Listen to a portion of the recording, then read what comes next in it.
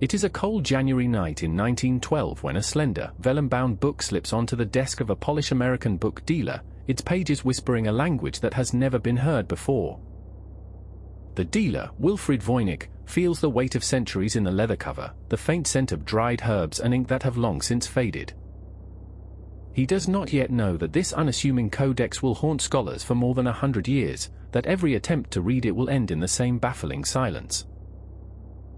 The manuscript, later catalogued as MS for 08, is composed of about 240 pages, roughly 120 leaves, each covered in dense, flowing script and surrounded by elaborate illustrations of strange plants, naked figures, and celestial diagrams.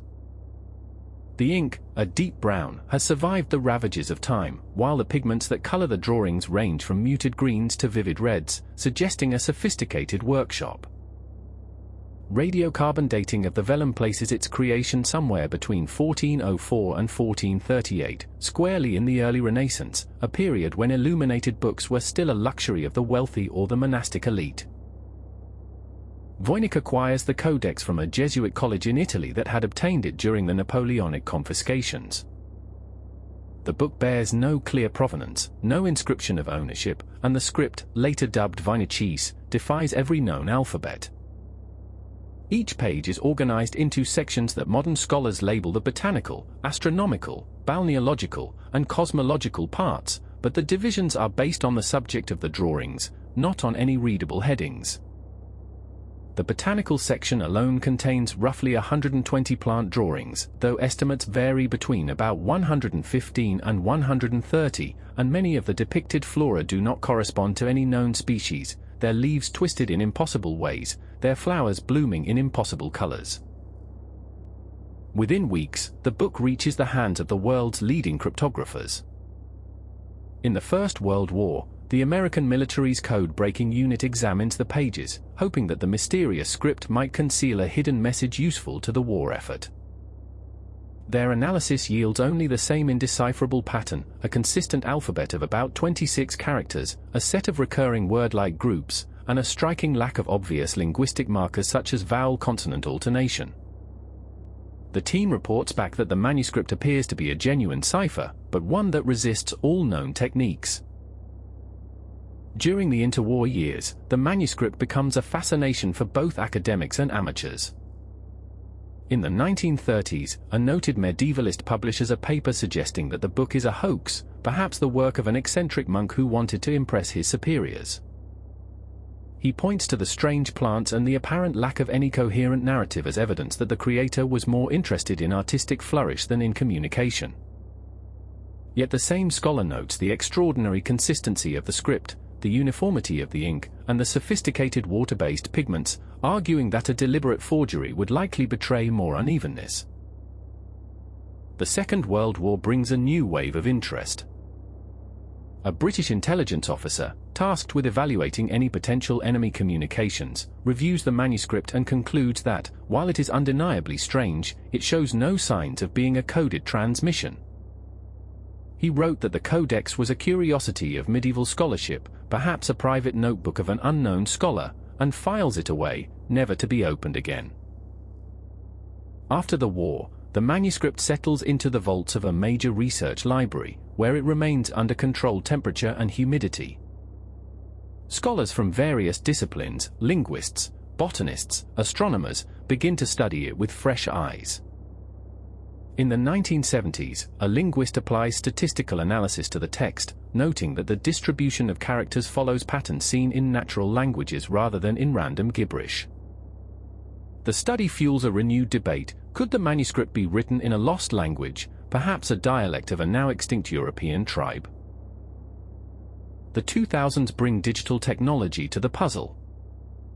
High-resolution multispectral imaging reveals hidden layers of ink, suggesting that some illustrations were altered or added after the initial creation. Computer algorithms parse the script, comparing it to known languages, to constructed languages, and to various cipher systems. One breakthrough comes from a team that uses machine learning models trained on dozens of medieval texts. The model identifies subtle structural similarities between Voynich and certain medieval Romance languages, yet the correlation stops short of providing a translation. Then, in 2018, a statistical study published in a leading journal turns the discussion on its head.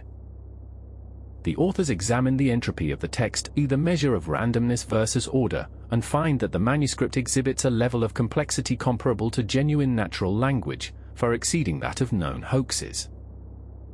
Moreover, they discover that the text contains a consistent pattern of word-like units that repeat in ways that mirror grammatical structures, such as subject-verb agreement, albeit in a language we cannot yet name. This turn forces scholars to reconsider the hoax hypothesis, suggesting instead that the manuscript may be a record of an unknown linguistic system, perhaps a constructed language used for ritual or medicinal instruction. The mystery deepens when botanists compare the plant drawings to known species. Some images match medieval herbals, but many depict flora that have no counterpart in the European or Asian flora of the 15th century. A handful of drawings resemble aquatic plants that thrive in salt water, yet the accompanying text includes instructions for preparing remedies from them, implying a knowledge of their properties. The inconsistency fuels speculation that the author may have been compiling information from travelers, sailors, or traders who brought exotic specimens back to Europe. Astronomical diagrams add another layer of intrigue. The manuscript shows a series of circular charts with zodiac symbols and a star map that some researchers suggest may be oriented toward a southern sky not visible from Europe, though this interpretation remains contested.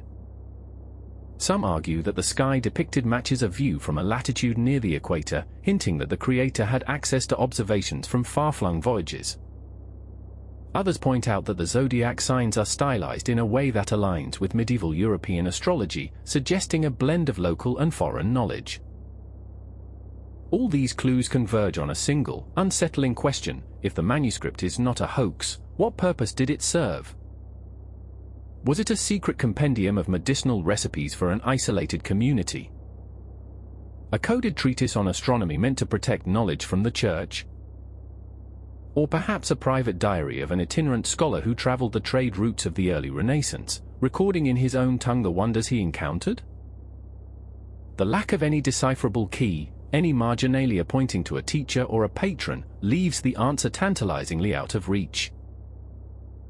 Today, the codex sits behind bulletproof glass, its pages turned only by a handful of authorized researchers.